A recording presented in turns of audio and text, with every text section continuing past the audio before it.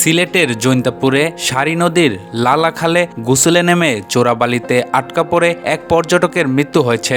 শনিবার দুপুরে উপজেলার সাহেবমারা ড্রয়ার নামক স্থানে নদীতে গোসলে নেমে নিখোঁজ হন তিনি। প্রায় ৩ ঘন্টা পর তার মরদেহ উদ্ধার করা হয়। নিহত মুসআব আমিন সিলেটের শাহজালাল বিজ্ঞান ও প্রযুক্তি বিশ্ববিদ্যালয়ের ইলেকট্রিক্যাল অ্যান্ড ইলেকট্রনিক ইঞ্জিনিয়ারিং বিভাগের ২০২২-২৩ সেশনের শিক্ষার্থী। তিনি আসন্ন শাহজালাল বিশ্ববিদ্যালয়ের ছাত্র সংসদ নির্বাচনে সৈয়দ মুস্তফা আলী হল সংসদের সদস্য পদে প্রার্থী ছিলেন। তিনি গাজীপুরের কালিয়াপুর গ্রামের বাসিন্দা।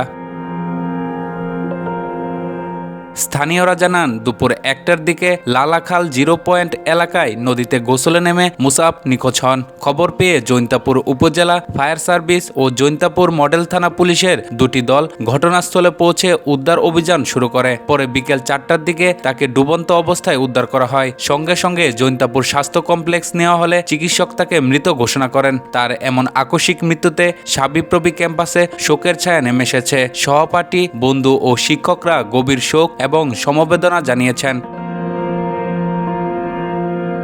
সাবিপ্রবি প্রক্টর মুখলেসুর রহমান বলেন, মুসআব আমিনের মৃত্যু সংবাদ পাওয়ার পর থেকে বিশ্ববিদ্যালয় প্রশাসনের পক্ষ থেকে প্রয়োজনীয় সব ধরনের সহায়তা দেওয়া হচ্ছে। উসমানী মেডিকেল কলেজ হাসপাতালে আমাদের প্রক্টোরিয়াল বডির সদস্যরা উপস্থিত আছেন। পরিবারের অনুমতি পেলে আমরা ময়নাতদন্ত এড়ানোর চেষ্টা করব। তিনি জানান, নিহত শিক্ষার্থীর পরিবারের সদস্যরা গাজীপুর থেকে সিলেটের উদ্দেশ্যে রওনা হয়েছেন।